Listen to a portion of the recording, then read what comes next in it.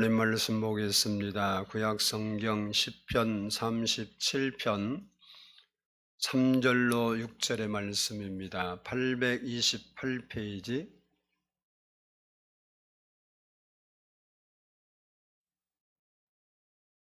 828페이지입니다.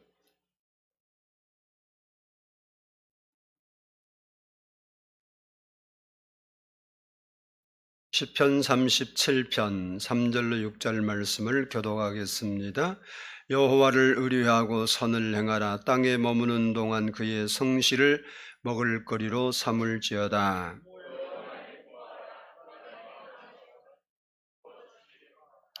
내 길을 여호와께 맡기라. 그를 의지하면 그가 이루시고.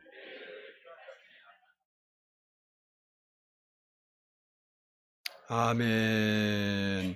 이 시간에는 성가대 찬양이 있겠습니다.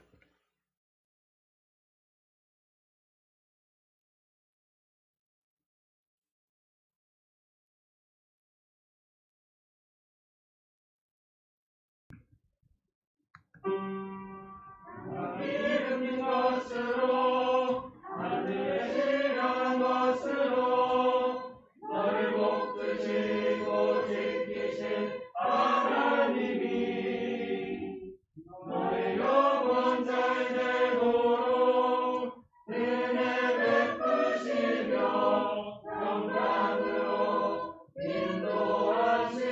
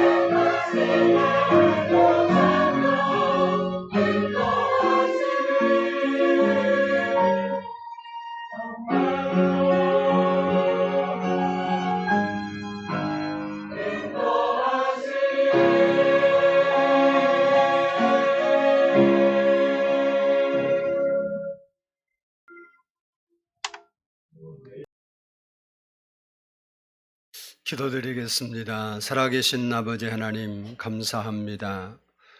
오늘 또 이렇게 하나님 앞에 아버지 말씀을 저희들이 듣기 전에 머리 조아렸습니다. 이 시간 우리 마음을 붙잡아 주시고 세상을 향했던 마음들을 예수의 피로 씻어 주시고 우리의 마음을 정결케 해 주셔서 이 시간도 하나님 말씀을 들을 때 그 말씀으로 인하여 우리가 새 힘을 얻고 우리의 속사람이 강건해지는 놀라운 역사가 있도록 축복해 주시기를 원합니다. 마음을 열고 하나님의 말씀을 받을 수 있는 시간 되게 하시고 말씀이 살아서 역사하는 시간 되게 하옵소서. 감사드리옵고 예수 그리스도의 이름으로 기도 올리옵나이다. 아멘. 할렐루야. 우리 옆 사람과 한번 인사하겠습니다. 사랑하고 축복합니다. 네, 반갑습니다. 한번 따라서 합니다. 하나님께서 기뻐하시는 삶. 네, 하나님은 우리를 사랑하십니다. 오늘도 우리의 드리는 예배를 받으시고 우리의 기도에 응답해 주셔서 우리의 소원을 이루어 주실 줄로 믿습니다. 오늘 본문 4절 말씀을 보면 또 여호와를 기뻐하라. 그가 내 마음의 소원을 내게 이루어 주시리로다 라고 말씀했습니다. 이 말씀처럼 여러분 마음의 소원이 이루어지는 축복이 있기를 축복합니다.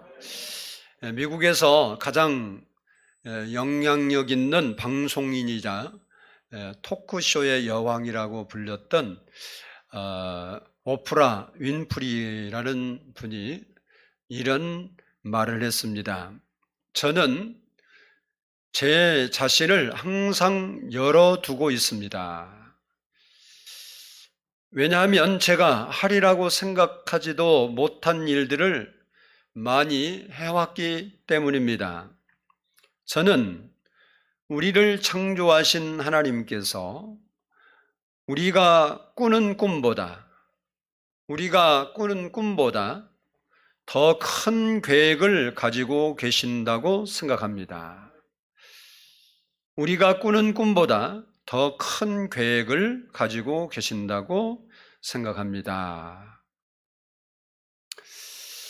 본래 오프라 윈프리는 여러분이 아는 대로 사생아로 태어난 아이입니다.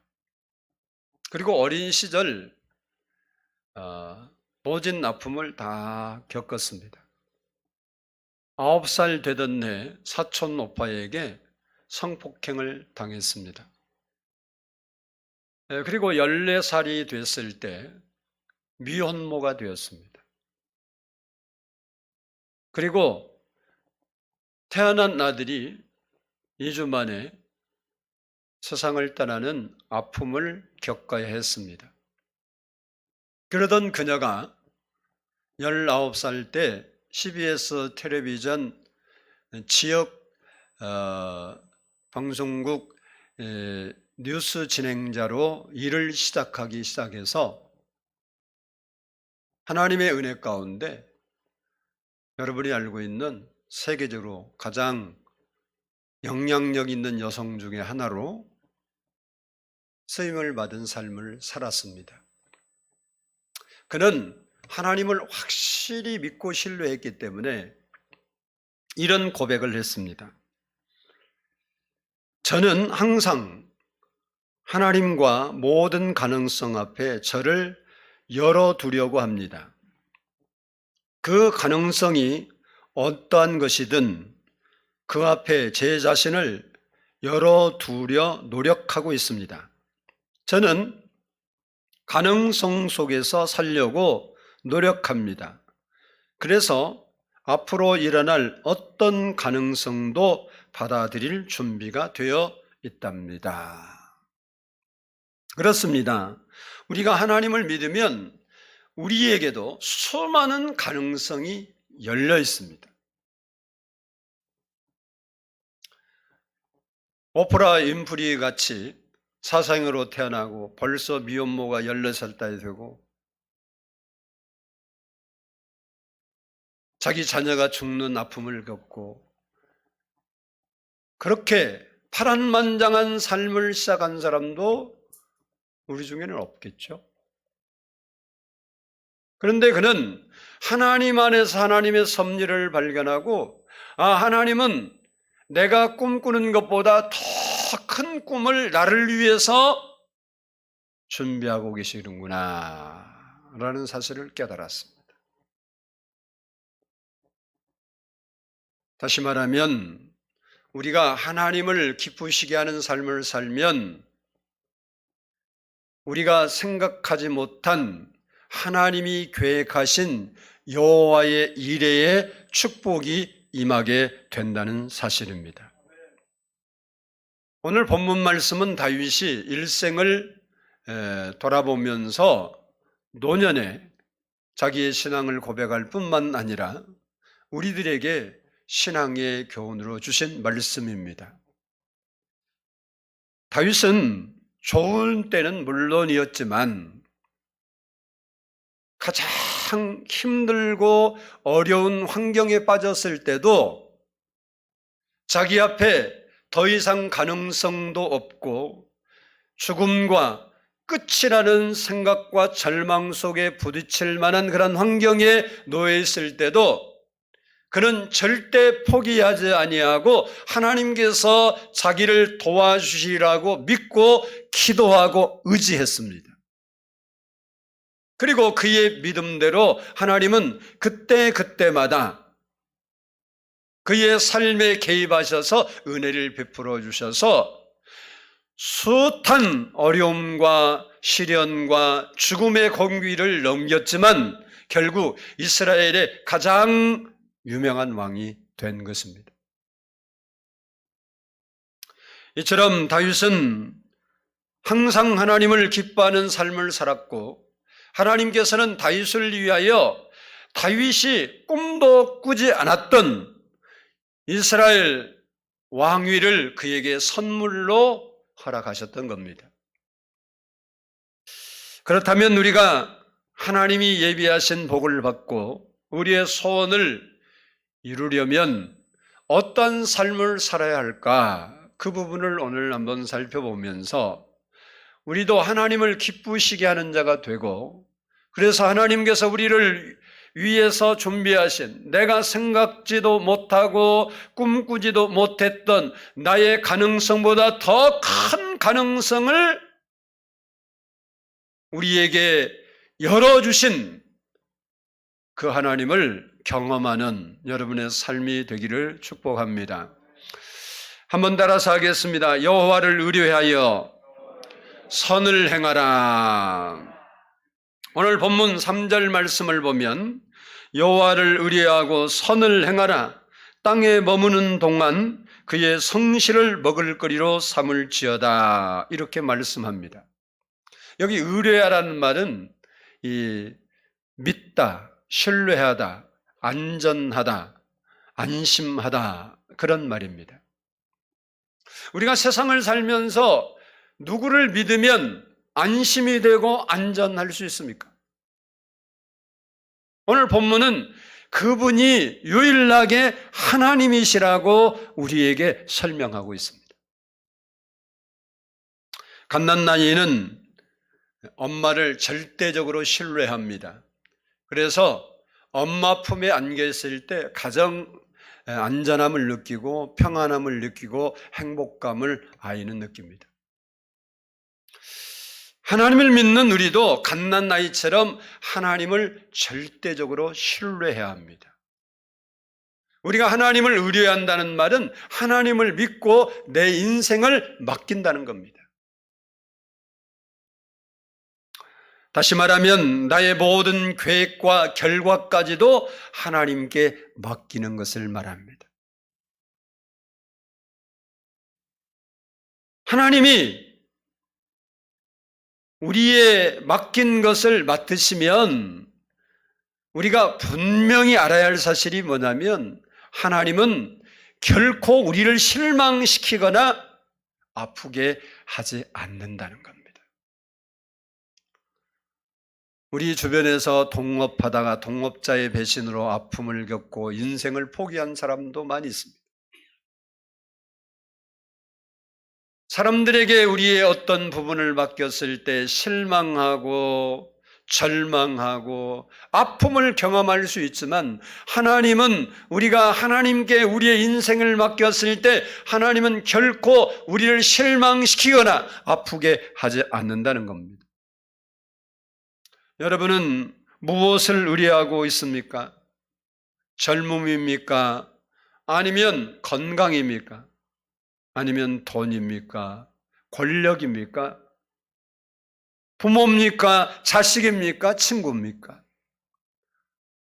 우리가 분명히 기억해야 합니다. 우리가 참으로 의뢰해야 할 분은 오직 하나님 아버지 한 분밖에 없다는 사실을 기억해야 합니다. 왜냐하면 하나님만이 우리를 배반하지 아니하시고 끝까지 우리를 도우셔서 우리를 통해서 하나님의 뜻을 이루고 우리의 소원을 이루어 주시기 때문에 그렇습니다. 이렇게 하나님을 의뢰한 사람은 반드시 선을 행하는 삶을 살아야 합니다.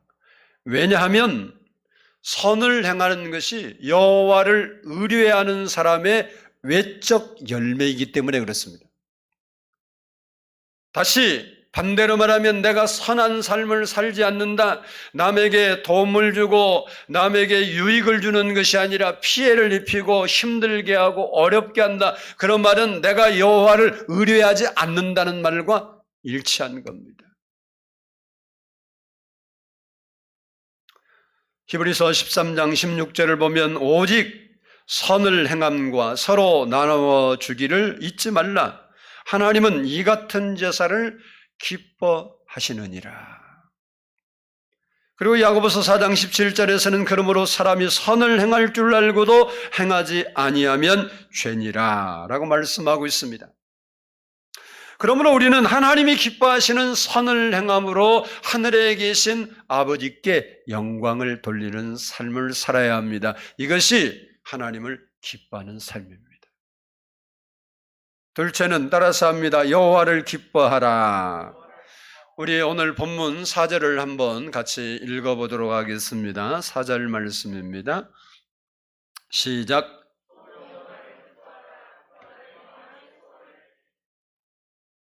아멘. 여호와를 기뻐하라는 말 속에는 두 가지 의미가 담겨 있습니다. 첫 번째는 여호와 때문에 기뻐하라는 거예요. 다시 말하면 여호와 하나님 자체를 기뻐하라는 겁니다. 어린아이들을 보면 선물을 사준 사람보다 받은 선물 때문에 좋아하는 것을 볼 수 있습니다. 그것이 어린아이 입장에서 보면 어쩌면 당연한지 모르겠습니다. 그러나 객관적인 입장에서 보면 선물보다 선물을 사준 사람을 더 기뻐하고 좋아하는 것이 타당한 겁니다. 신앙도 마찬가지입니다. 우리가 기도할 때 우리의 기도를 들어주시는, 응답해 주시는 하나님보다 받은 응답을 더 기뻐하고 그것 때문에 행복해하는 경우가 있는데 그것은 바른 신앙의 태도가 아닙니다. 성도는 마땅히 응답해 주시는 하나님을 기억하고 그 하나님 자체를 좋아하고 그 하나님 자체를 기뻐해야 되는 거예요. 사도행전 3장 8절을 보면 뛰어서서 걸으며 그들과 함께 성전으로 들어가면서 걷기도 하고 뛰기도 하며 하나님을 찬송하니라는 말씀이 있습니다. 이 말씀은 태어난 지 40년 동안 안진뱅이로 살던 사람이 베드로와 요한을 만나서 고침을 받고 정상인이 되었을 때 행동을 표현한 말씀입니다. 그런 고침을 받고 그 고친 것 때문에 기뻐해서 그것을 즐거워하고 기뻐하고 사람들에게 자랑하고 가족에게 뛰어간 게 아닙니다. 하나님이 계시는 성전으로 올라가서 하나님을 찬양했다는 겁니다. 다시 말하면 하나님 자체 자기를 치료하신 하나님을 좋아했다는 겁니다. 이것이 하나님을 기뻐하는 바른 신앙입니다. 우리가 세상을 살면서 무엇을 기쁨의 대상으로 삼을 것인가는 대단히 중요한 일입니다. 어떤 사람은 술 먹는 것을 기쁨으로 삼는 사람도 있습니다. 그래서 아침부터 술을 먹기 시작하는 사람도 있어요. 어떤 사람은 마약을, 어떤 사람은 스포츠나 행락을 기쁨의 도구로 삼기도 하고, 어떤 사람은 돈이나 성공을, 권력이나 명예를 기쁨의 대상으로 삼기도 합니다. 그러나 이런 것들은 순간적이고 일시적인 것입니다. 진정한 기쁨이 될 수가 없습니다. 진정한 기쁨은 기쁨의 근원 되신 여호와를 기뻐하는 겁니다. 그래서 느헤미야 8장 10절을 보면 여호와로 인하여 기뻐하는 것이 너희의 힘이니라 이렇게 말씀하고 있습니다. 나는 무엇을 기쁨으로 삼고 사는가 한번 생각해 보시기 바랍니다. 여호와 하나님께 대한 기쁨이 있는지 여러분의 신앙을 돌아봐야 합니다. 하나님을 내가 사랑합니다. 하나님 좋아합니다. 하나님 때문에 기뻐합니다. 하나님 때문에 감사합니다. 여러분이 이런 수없는 고백들을 하면서 그런 하나님 사랑해요, 예수님 사랑해요, 성령님 사랑해요 하면서 여러분 마음 깊은 곳에서 감격과 기쁨이 일어난다면 그 고백은 여호와를 기뻐하는 겁니다. 이런 고백들이 우리의 삶에 일어날 때 오늘 본문의 말씀 보면 여러분의 마음의 소원을 이루어 주시겠다고 약속하고 있습니다. 그래서 우리는 하나님 그분 자체를 좋아해야 되는 겁니다. 둘째는 여호와를 기쁘시게 하는 것이 여호와를 기뻐하는 겁니다. 사도 바울은 에베소 교인들에게 주를 기쁘시게 할 것이 무엇인가 시험해 보라 이렇게 말씀했습니다. 우리는 하나님을 기쁘시게 하는 삶을 살아야 합니다. 그렇다면 하나님께서는 우리가 어떤 삶을 살 때 기뻐하시는가? 먼저는 따라서 합시다. 하나님에 대한 믿음을 가지고 있을 때다. 하나님이 우리가 어떤 자세, 어떤 삶을 살 때 하나님이 기뻐하시냐? 우리가 하나님에 대한 믿음을 가지고 있을 때. 히브리서 11장 6절을 보면 믿음이 없이는 하나님을 기쁘시게 하지 못하나니 하나님께 나가는 자는 반드시 그가 계신 것과 또한 그가 자기를 찾는 자들에게 상 주시는 이심을 믿어야 할지니라 라고 말씀하고 있습니다. 쉽게 말하면 하나님이 계신 것을 우리가 믿어 드릴 때 하나님 진짜로 계셔, 그분은 살아계셔, 그분은 나와 함께 하셔, 이 하나님을 인정할 때 하나님이 기뻐하신다는 거예요. 그리고 하나님을 찾는 자들에게 상 주심을 믿는 사람을 하나님 기뻐한다는 거예요. 여러분이 살면서 우리가 잘못도 있고 허물도 있지만 하나님이 매 때릴까봐 심판할까봐 징계할까봐 막 두렵고 걱정하고 신앙생활하는 사람들은 지금 생각이 좀 삐뚤어진 사람이에요.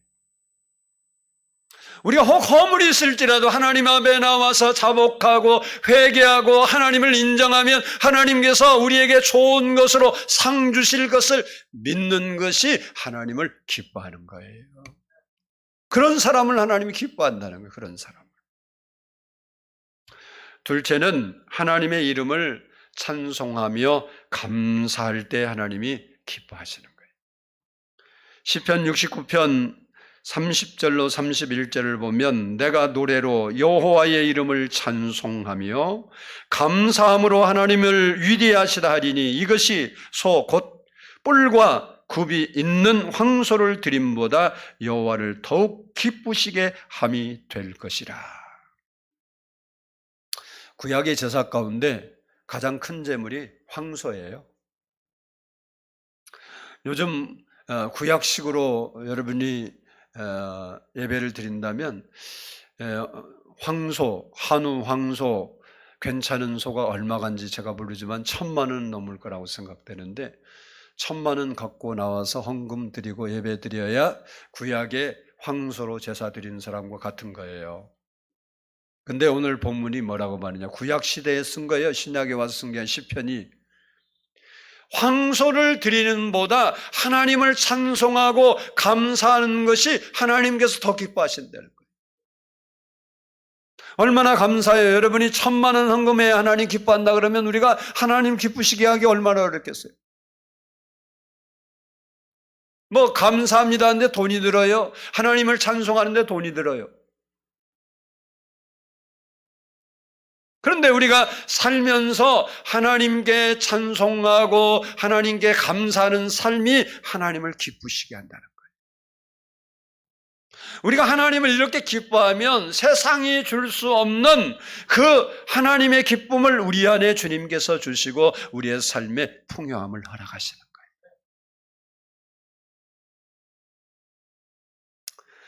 세 번째는 하나님의 이름으로 선을 행할 때 하나님을 기쁘시게 할 수 있는 겁니다.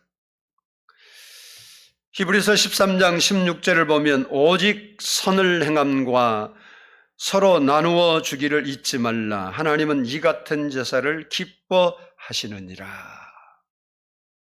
그리고 마태복음 5장 16절을 보면 너희 착한 행실을 보고 하늘에 계신 너희 아버지께 영광을 돌리게 하라. 이렇게 말씀하고 있습니다. 우리가 선을 행함으로 착한 행실을 나타낼 때 하나님께서 기뻐하신다는 거예요. 그러므로 우리가 선을 행하면서 사는 것이 하나님을 기쁘시게 하는 거예요. 여러분이 하나님을 향해서는 어떻게 하는 거예요? 하나님이 계신 것을 믿고 그분을 찾는 자에게 좋은 것을 주신 것을 믿고 그분에게 찬송하고 감사하면 하나님께서 우리를 너무 기뻐하시고 또 세상을 향해서는 뭐예요? 우리가 선을 행한 거예요. 선을 행하는 게 뭐냐? 좋은 일을 하는 거예요. 다른 사람을 힘들게 만들고 고민하게 만들고 갈등하게 만들고 침몰하게 만들고 고통스럽게 만드는 것은 선이 아니에요. 넘어진 사람을 일으켜주고 힘든 사람을 힘을 북돋워주고 부정적인 사람을 긍정적으로 돌아설 수 있게 해주고 연약한 자를 도와주는 것이 바로 선을 행하는 겁니다. 이렇게 하는 것이 하나님을 기쁘시게 하는 거래요. 그러니까 여러분이 하나님을 기뻐하는 것이나 하나님을 기쁘시게 하는 삶이 여호와를 기뻐하는 삶인데 이런 삶이 하나님께서 우리에게 돈을 요구하는 것도 아니고 특별한 희생을 요구하는 것도 아니에요. 하나님 자신을 인정하고 하나님을 향해서 우리가 감사한 마음, 왜 하나님이 해와 달과 모든 것을 우리에게 베풀어 줬는데 당연히 감사해야죠. 부모가 자기에게 조금 잘못해 주었을지라도 부모에게 감사하지 않는 자녀는 세상 말로 말하면 호래 자식이잖아요. 부모가 부자가 아니고 능력이 없어서 덜 해주었을지라도 부모는 자기 환경에서 최선을 다해서 진자리 마른 자리 갈아주면서 그를 키우고 양육한 것만은 사실이기 때문에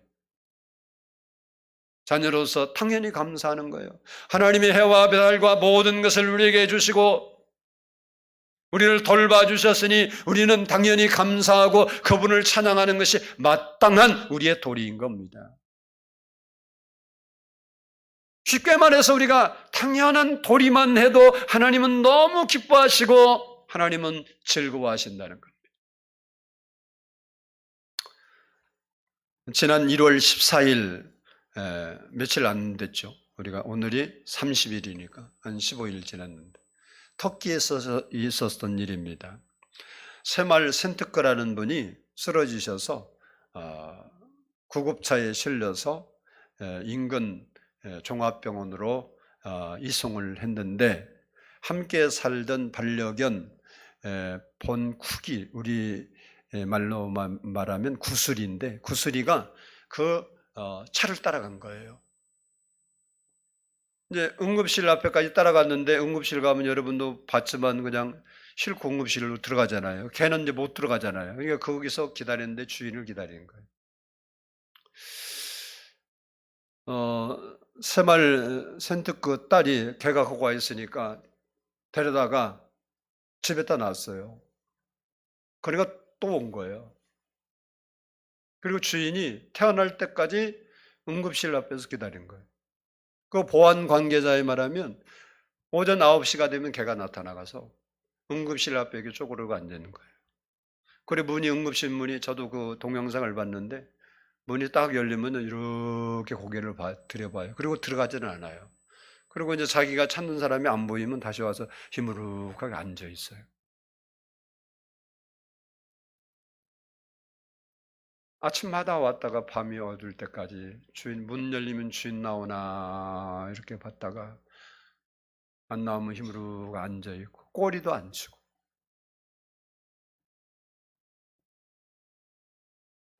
그러다가 이분이 6일 만에 이제 휠체어를 타고 그 들어갔던 응급실 문으로 이제 퇴원을 하는데,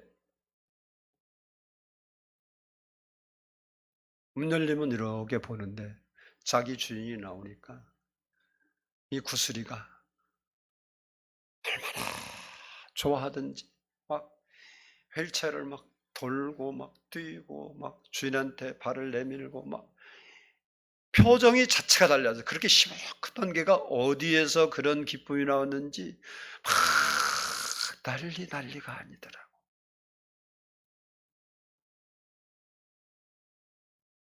이것이 주인을 기뻐하는 겁니다. 이 구슬이는 주인 자체를 기뻐한 거예요. 자기 주인이 병원에 들어가니까 슬픔에 젖어서 그냥 시무룩하고 삶의 의욕을 잃은 개처럼 그러고 앉아있더니, 주인이 딱 휠체어 타고 나왔는데 주인이 자기 얼굴을 보니까 너무 좋아서 어떻게 할 줄을 막 꼬리를 치고 난리를 내더라. 이 주인이 그 개를 보면서 얼마나 기뻤겠어요. 그게 기쁘시게 한 거예요. 우리도 구슬이처럼 하나님을 기뻐하고 기쁘시게 하는 삶을 살아야 됩니다. 하나님이 무엇을 주었기 때문에 구슬이가 주인이 그렇게 한다고 명령을 했습니까? 아니면 구슬이가 그렇게 한다고 보상을 받으라고 했습니까? 아니요. 주인 자체를 사랑하고 좋아해서 기다린 것밖에 없어요. 우리의 신앙이 그렇게 가야 되는 거예요. 하나님 자체를 좋아하고 하나님 자체를 사랑하고 하나님 자체를 기뻐해야 하는데, 그래서 오늘 본문에 여호와를 기뻐하라. 그가 내 마음의 소원을 내게 이루어 주시리로다. 우리가 금식하고 차례하고 막 부르짖고 난리를 펴도 소원이 이루어지지 않는데, 이 본쿡이 구슬이처럼 하나님 때문에 막 기뻐하면 하나님이 말 안 해도 내 소원 내가 이루어주막으로 이루어준대. 너무 편하잖아. 그래서 제가 여러분에게 맨날 하는 게 뭐예요? 어떻게 살자? 기뻐하고 감사하게 살자. 환경이 맞지 않아도 그냥 기뻐하고 하나님 때문에 기뻐하고 감사하게 살자. 그럼 하나님이 살다 보면 은혜를 베푸시는 거예요. 마지막으로 따라서 합시다. 너의 길을 여호와께 맡기라. 하나님을 우리가 기쁘시게 하는 삶은요, 하나님이 기뻐하는 삶은요, 우리가 우리의 짐을 지고 막 애타서 애탄 인생을 사는 걸 하나님께서 기뻐하는 게 아니고 우리의 인생을 하나님께 맡길 때 하나님 기뻐하신대요. 오늘 본문 5절을 우리 한번 같이 읽어보도록 하겠습니다. 본문 5절 말씀입니다. 시작. 아멘.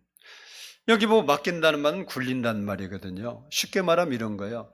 모든 내 일의 주도권을 내게서부터 하나님께로 굴려 보내는 거예요. 그럼 왜 하나님이 맡기라고 했을까? 그것은 우리가 소원하는 바를 우리가 이룰 수 없기 때문에 하나님이 도우셔서 맡기면 이루어 주시려고 그런 거예요. 마치 요즘 장난감들은 이 조립하는 게 많잖아요. 근데 나이에 비해서 아이가 예를 들어서 5살짜리인데 8살짜리 갖고 노는 것을 사면요, 혼자 조립을 절대 못 합니다. 근데 자기가 그거 조립해보겠다고 막 울고 불고 난리해도 하루 종일 해도 안 돼요. 근데 엄마나 아빠한테 이거 해달라 그러면 금방 또닥또닥 해서 해줘버려요. 그게 맡기는 거예요.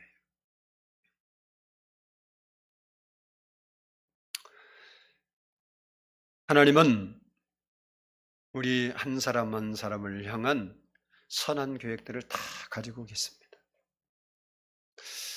하나님은 나를 내가 아는 것보다 나를 더 확실하고 잘 아시는 분이에요. 그래서 우리의 인생을 주관하셔서 선한 역사를 우리의 인생에 이루어 주시기 원하시기 때문에, 그리고 더 나아가서 우리가 살면서 우리의 힘으로 감당할 수 없는 문제를 해결해 주시기 위해서 우리에게 맡기라고 한 겁니다. 그러므로 내가 하나님을 아버지로 진짜 믿는다면 우리의 인생을 맡겨야 되는 겁니다. 먼저는 따라서 합시다. 내 앞길을 하나님께 맡기고 살아야 한다. 하나님, 내 앞길 어떻게 될지 모르지만 내 앞길을 하나님께 맡기면 오늘 말씀처럼 그를 의지하면 그가 이루신다. 그를 의지하면 내 앞길 가는 길을 그가 함께 도와주셔서 이루시도록 하신다는 것. 다음은 따라서 합시다. 내 인생 짐을 맡기고 살아야 한다. 우리 인생에는 무거운 짐이 많아요. 자녀의 짐도 있고 부모의 짐도 있고 돈의 짐도 있고 자우지간 짐들이 많은데 그 짐들을 맡기라는 거예요. 시편 55편 22절을 보면 내 짐을 여호와께 맡기라. 그가 너를 붙드시고 의인의 요동함을 영원히 허락하지 아니하시리로다. 우리의 무거운 짐을 맡기면 하나님께서 그 문제를 해결해 주셔서 우리가 신앙적으로 요동하지 않고 인생에 요동하지 않도록 딱 붙잡아 주신대요. 아니, 세상에 이런 분이 어디 있어요? 우리가 무거운 짐 때문에 힘든데 그 힘든 건 맡기면 해 주시겠다는데, 아니야, 내 힘으로 해야 돼. 내가 그래도 끈기가 있는 사람인데, 이러고 고집 부리면 하나님이 기뻐하겠어요? 슬퍼하지 마음에. 마지막으로 따라서 합시다. 세상의 근심과 염려를 주께 맡기고 살아야 한다. 세상의 염려와 근심이 전혀 없는 사람은 죽은 사람입니다. 여러분도 따지고 보면 다 근심거리도 있고 걱정거리 있죠. 아멘 하는 사람은 거짓말하는 사람, 아멘 하는 사람은 진실한 사람. 나는 그런 거 없어. 그 사람은 머리가 백치야. 그게 무슨 말인지 모르는데 다른 사람이 보면 이상하다 그래. 세상에 근심이 없고 걱정이 없는 사람은 없어요. 저도 있어요. 저도. 근데 그것을 품고 사느냐 맡기고 사느냐 차이밖에 없어. 없는 사람은 없는데 그 근심에 매여 살고 그 걱정에 매여 살아서 인생을 피곤하게 사는 사람이 있고, 그것을 어차피 근심 걱정이 있지만 하나님께 의뢰하고 하나님께 맡기고 하나님이 해결할 줄 믿고 믿음으로 사는 사람이 있는 거예요. 베드로전서 5장 7절을 보면 너희 염려를 다 주께 맡기라. 이는 그가 너희를 돌보심이라. 우리가 근심 걱정 한다 그래서 우리 키를 한 잔 더 할 수도 없잖아요. 그런데 하나님께 맡기면 하나님 어떻게 한다고? 돌봐주신다고. 그것이 우리의 인생의 문제가 진짜 되지 않도록 돌봐주신다는 거예요.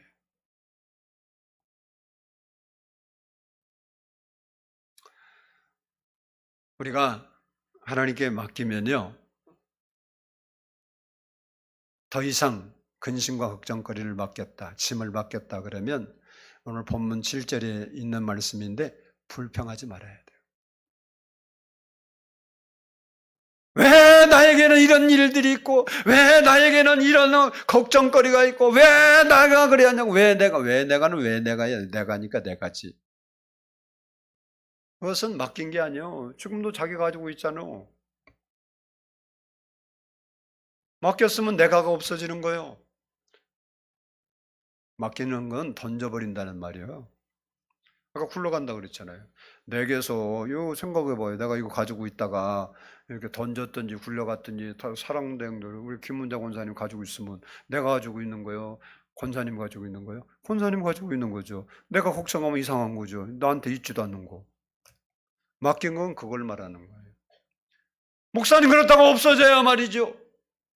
그러니까 돌보신다자는 거, 돌본 걸 믿어야지.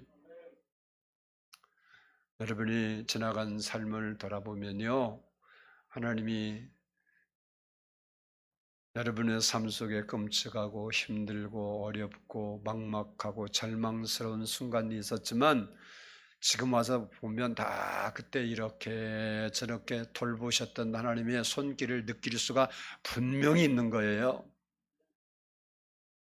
그러니까 여러분이 근심해서 그 일이 됐던 게 아니고, 여러분이 염려했다고 그것이 됐던 것이 아니고 하나님의 돌보심 손길 아래서 오늘까지 지나온 거예요. 그러니까 여러분이 일부러 근심하고 걱정한 것은 내 몸만 상하게 하는 거예요. 근심은 뼈를 상하게 한다고 해서 모든 질병의 원인이요. 하나님은 어떤 사람을 좋아하시냐? 바로 맡기는 사람을 좋아한대요.